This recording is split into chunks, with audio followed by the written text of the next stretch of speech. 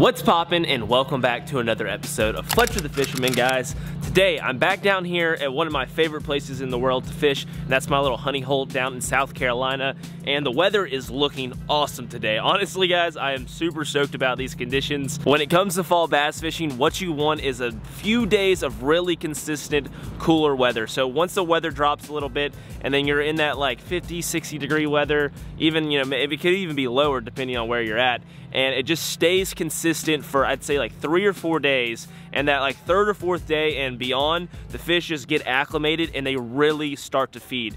And that is exactly what is going on right here. We've had that kind of drop off in temperature. We've had a few days of steady temperatures in that like lower temperature range, and I think these fish are gonna be feeding like crazy today. All we're gonna have to do is get out there, cover a ton of water until we find some fish that are active and feeding on some shad, more likely than not. There's a ton of shad in this particular body of water. It's definitely their main forage. So if I can find a big area of shad, there should be a bunch of largemouth like right behind them, and I shouldn't have any trouble catching fish. But it's just gonna be a matter of covering a ton of water today, so I think I don't need to waste any more time talking to y'all. I got the twin troller rigged up, we are all ready to go, got the e-propulsion, tackle, all the rods, everything I think I need to get the job done today. So without further ado, guys, it's time to hop into the twin troller and let's go catch us some bass. I'm really hoping we find some nice sized bass today, guys. This is just one of those times a year where you can catch freaking behemoths, and I'm in the right place to do that. Let me tell you guys, let's go ahead and grab this rope and put it away.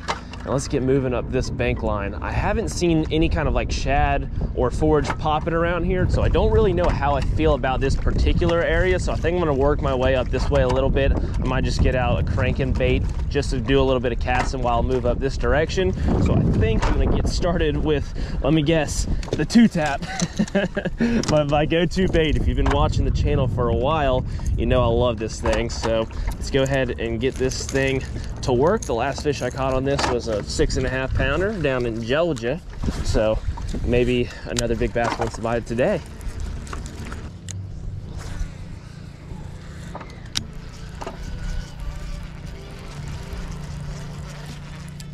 Oh, there we go, first one of the day. I was about to pick that thing up the gas again, followed it all the way to the boat. This is a small guy, but hey, you gotta start somewhere. A little 1-pounder. We got a face full of hooks. 2 of them came out though, thankfully. There we go, got it out. That's a nice little 1-pounder. Healthy as can be, nice and fat, nice and chunky, solid. I mean, like, this dude feels like a brick. Let's go ahead and get this guy back in, and hopefully there's some bigger ones where he came from.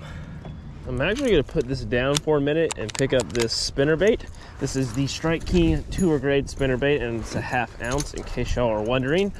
But I wanna try throwing this through some of these little brush piles and things like that. That 2-tap just does not go through them well at all. You need something that has a little bit of more snag-free items on it, I guess you could call them. That little wire helps this thing go through the wood really nice.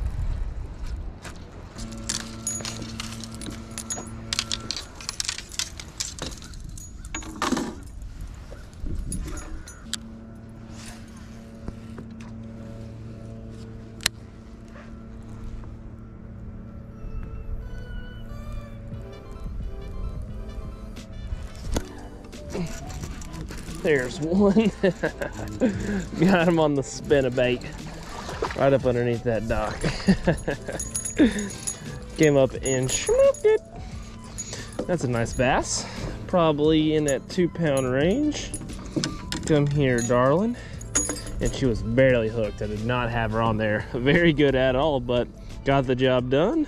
This little girl was fighting, let me tell you guys. She had a little bit of feistiness to her.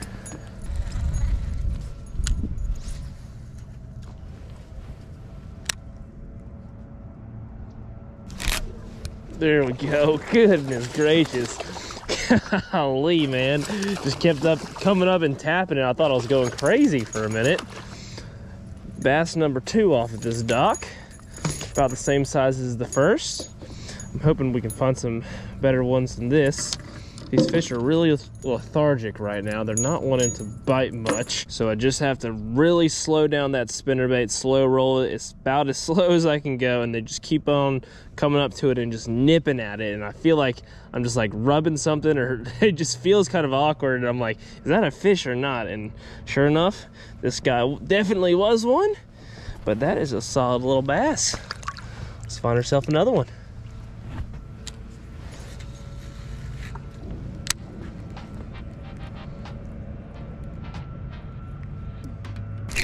There's another one. Back-to-back casts. They're just coming up and hitting it so subtly. This is such a weird spinnerbait bite. I've not really experienced anything quite like that. They usually hammer spinnerbaits, but today they just want to touch them about as lightly as they can. Smallest one so far, but hey, I'll take it on the good old spinnerbait. Sling us back out there. Get it nice and low on this dock, let it fall all the way down there. Seems like there's a good amount of fish hanging out up underneath this thing. Oh, yeah, that's a better one. That's a better one. Oh, get off that piling, get off that piling.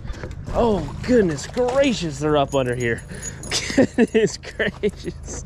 Oh, what I was saying is I picked this spot because I came over that bridge on the golf cart and there was like 20 birds sitting on this dock. And the only reason these birds would be sitting there like that is because there must be bait swimming around here, and bait means bass. And sure enough, my instincts were right. So, I mean, they're just loaded under here right now. This is crazy. This guy absolutely creamed it, as you can tell. Got a nice big old hook in the side of his face. There we go.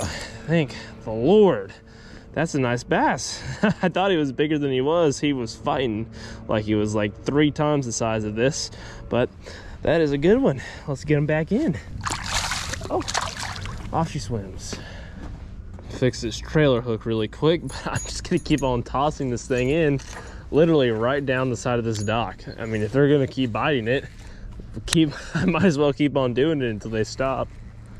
I think they might have stopped biting right there. I'm gonna go down to this side of the dock, see if there's some more hanging out on these pilings.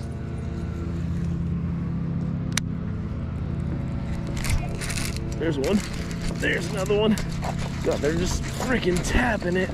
This one actually might have some more size to it. I think I got them foul hooked. Yeah, I got them hooked in the side. They just keep coming up to it, and I just yanked this one. I don't know if I'm just running it over the top of them or if they're actually eating it. I mean, there's no way they're that thick down there where what I'm feeling is just me bumping into fish.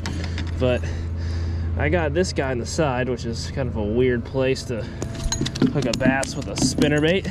Sorry there, bud. I didn't mean to foul hook you. Thought you had it in your mouth. Shoo. Okay. They are officially absolutely loaded on this dock. Golly. Saw a little bit of bait popping out this way a second ago. I want to kind of run this spinnerbait down this bank, see if I can't get a bite. Oh, literally just got slack knocked out of my line. Come on, come on. Commit to it. God, they're bumping the crap out of it. They just won't freaking bite it. There it is. There we go. She committed to it. That is what I'm talking about. These bass, man, they're just biting it so weird. They're just barely coming up and just tapping the thing, and I'm just having such an awkward time trying to set the hook on these guys. I just don't really know when to time it until I get a really good thump, and that's when I feel like I've been able to actually get these fish hooked. But let me go ahead and get this out of here. There it goes. Got it out of there. That is a good little fish, probably about 2 pounds. I just want to see if I can find one a little bit bigger than these ones kind of hovering around that 2 pound range. I'm sure there's at least one over here in that 3+ pound area, range, whatever. You know what I'm talking about. You know what? I think I have something tied on that I want to try. That will be a little bit easier for these fish to get down, and I won't have to worry about missing them as much. And that is this guy right here, the good old underspin. Didn't mean to whack my rod on the side of the boat, but should be fine. Let's give this underspin a shot. This thing's about to get absolutely obliterated. I'm already calling it. They're eating that spinnerbait that good. They should eat this thing even better. Oh yeah, there it is. First cast. Oh, they're out of your numbers. Is this a good one? This one's pulling like a good one. Oh yeah, it's a decent size. She's dogging me, just absolutely pulling me over here to the bank. Look at her go through all that bait. That's the best one so far. Yeah, oh yeah, that's definitely the best one so far. Getting up in those high twos. Oh, calm down, Becky. Look how she inhaled that. That's how I wanted him to eat that. Figured that would be a little bit easier for these fish to actually get down their throats, and a little bit easier for me to hook up with them. But hey, nice little 2-pounder. Just trying to break through that 2-pound range, guys. There's so many. I mean, I can't complain because they're biting so good. But hey, if I could just get one above 3, that's really what I'm looking for.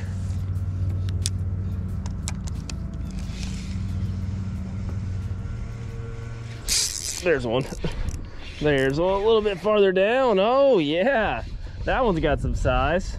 Stay down, do not come up and jump. Gosh, she wants to jump so bad. Oh, just gonna let her do it.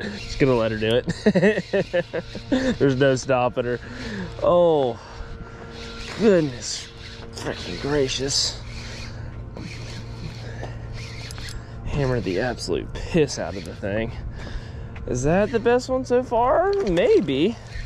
Still in that like high 2 range. Not like a clear 3-pounder yet. Just really fat and healthy though. Exactly how you want to see them. Now if they would just eat it like that every time, I'd probably have like 30 at this point. It's getting a little bit ridiculous how stacked up around this dock they are. I was not expecting this at all. I was hoping maybe for like 3 or 4, but not like 10 to 20. I want to try slinging one down this bank line, see if there's anything kind of hanging out over here. I don't know if they're just like posted up waiting for this bait to swim by, or they're following that big ball of bait.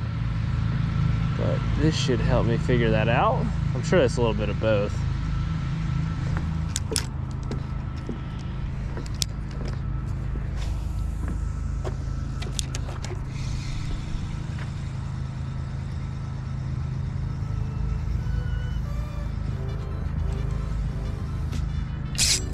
There's one.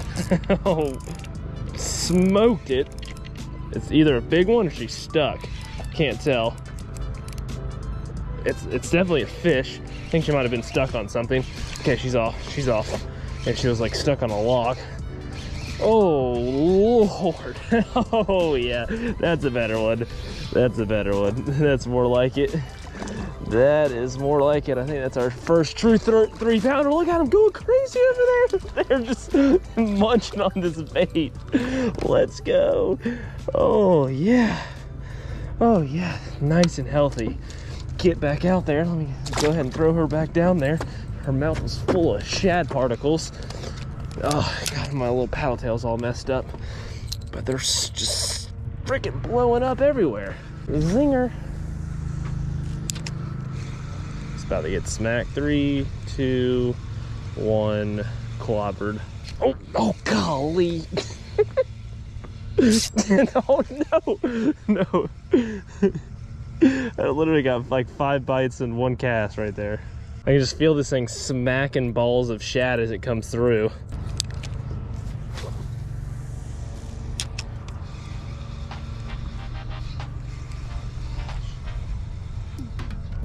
Oh no, I snapped. No, I snapped. Dang. Oh, where did it snap at? It snapped on the freaking bait. That's where it snapped. But that gives me a chance to do something that I kind of want to do just because they're biting so well. That's throwing some top water. They should come up and destroy this. There we go. That's what I wanted. The old buzzbait. Let's give this a shot.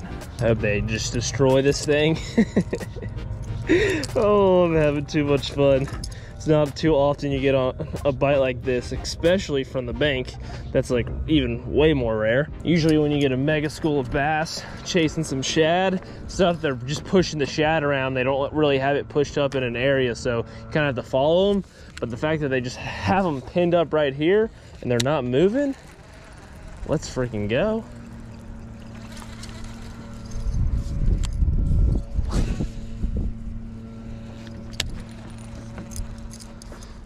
Well, they don't seem like they want to eat this buzzbait at all.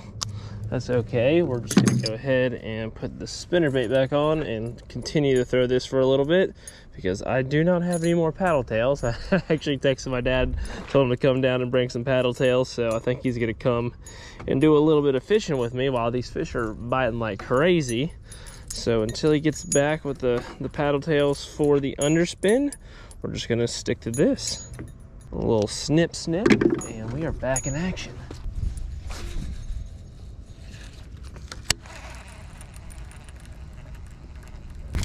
There's one. Let's go. Oh, I saw another one coming up behind them. Nice bass. They're still here. They did not want to come up for that buzzbait at all, but they will definitely continue to eat that spinnerbait. I'm glad to know they're still biting. I was getting a little worried for a second.